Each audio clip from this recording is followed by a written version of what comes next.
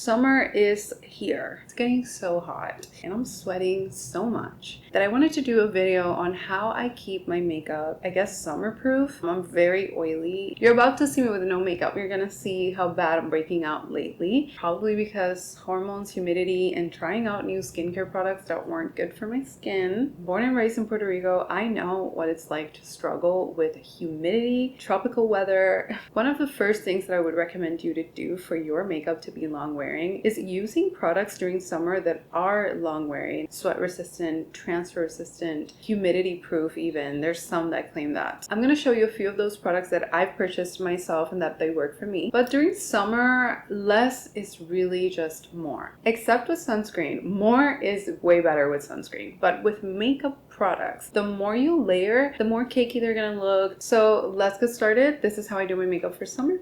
I'll start with step one. Rip it open. Oof, they smell strong.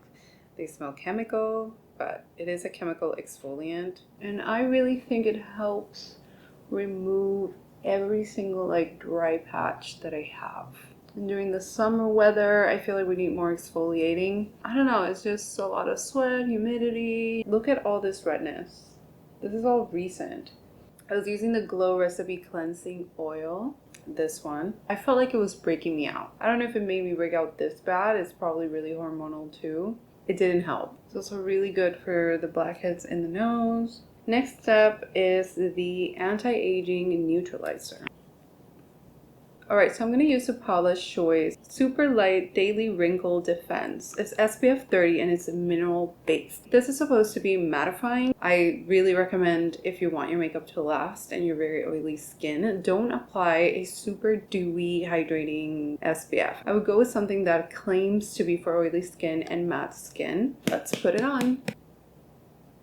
So as you can tell, this sunscreen is mattifying. I'm going to give you a first impression video of this. It is really, really good. I really like how it looks. So kind of a spoiler, but if you want the full review, stay tuned for that. And now let's move on to foundation. On summertime, I really don't like having heavy makeup at all. To me, the lighter the foundation, the better. I always love to pull out the Ease Drop by Fenty Beauty. It's a blurring skin tint, and I really enjoy this on summer days. I like to go in with 2 layers if I want more coverage, but you could definitely build up the coverage on this one, and if you use a flat buffing brush, you're gonna get more coverage than with a regular softer brush. And I'm just kind of tapping it in, not buffing it too much, just so I can get that extra coverage. Who would know that my skin looks terrible under this skin tint? We're obviously going to go and conceal a little bit more. This is honestly one of my favorite skin tints. I love it. I think it tends to oxidize just a little bit, so I do recommend going a shade lighter than what you normally are. And if you swatch it at Sephora and you feel like that's your color, let it dry for a little bit and then come back to a mirror and check if you still like the way the color looks. If you do, then go ahead and buy it. If you don't, then go a shade lighter. For under my eyes, you can just use whatever concealer you have. I'm going to use a soft matte concealer from NARS. I love that it's matte, it won't move. If you buff it in like this, you can get decent coverage that will last all day. So I really like this concealer for covering acne because it's so stiff and dry. For under eyes, I'm just a little bit more careful with it, but I'm adding just the smallest amount of the concealer just to give myself some coverage under the eyes. I'm not adding a lot of coverage. So for this, I'm just going to tap on a little bit of the concealer too. It's so impossible to cover. It's huge.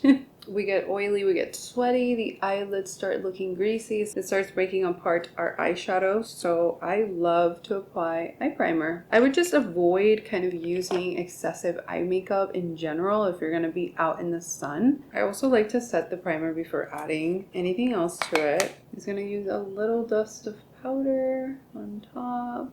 I'm using the Ilia powder. I will talk about this powder in a little bit. I also really love long wearing eyeshadow sticks. I really like this one from Bobbi Brown. I have talked about it in the channel before. I really love using it to enhance my lash line. It's obviously harder to blend when you have your eye already with primer and powder, but if you don't want oils to break down your eye makeup, you have to powder it. You have to use primer. Yeah, I'm just looking for for a little definition on the lash line. You don't have to do a smoked out liner like I'm doing. You can use a shimmer stick and apply it all over the lid for a golden glow. I love eyeliner, I'm not gonna lie. And I almost never wear shimmers for some reason. I don't know. Personal preference. So if you want to go the extra mile, you can go ahead and set the eyeshadow stick with a powder eyeshadow. I'm just gonna go grab just a brown and kind of just tap it in a little bit and blend it out. I'm dragging it to the corner here too. Blend it out.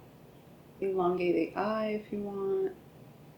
And if you want to like perfect this area, you could just apply a little bit of concealer right here.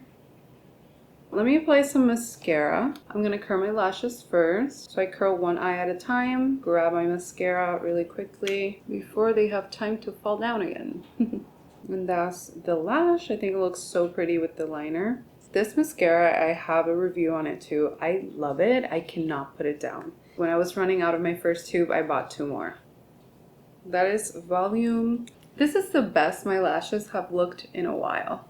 I'm gonna move on to powder. This Ilia powder, at first, I was like, it's really, really mattifying, but honestly, it's one of the few powders that helps control my oils to perfection. I get really, really oily, and not every powder is as good as it claims. This one is actually very finely milled, feels really soft, it's talc free, but it's actually very matte. I like to use a powder puff because it's gonna really press in the powders to give me the most oil control.